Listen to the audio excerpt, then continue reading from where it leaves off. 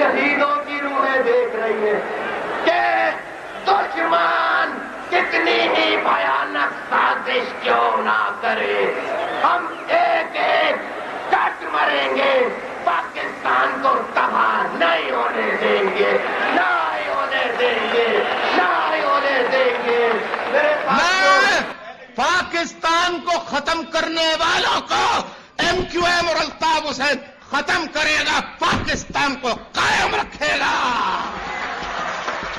تمام قسم کی پابندیاں مجھ سمیت جس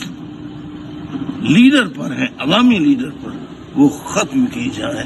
اتحاد کے لیے سب کو یکجا کیا جائے،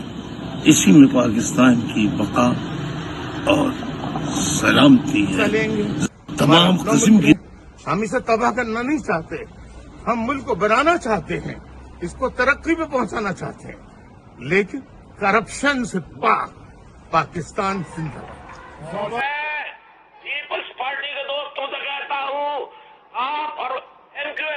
ایم پی مل کے بیٹھو، بات چیت کرو، افہام و تفہیم کے ذریعے ایک دوسرے کو برداشت کرو، اختلافات کو افہام و تفہیم سے حل کرو، لڑائی جھگڑوں سے پرہیز کرو۔ ملک انتہائی نازک دور سے گزر رہا ہے، اندرونی بیرونی سازشیں ہو رہی ہیں، پاکستان کے خلاف ہمیں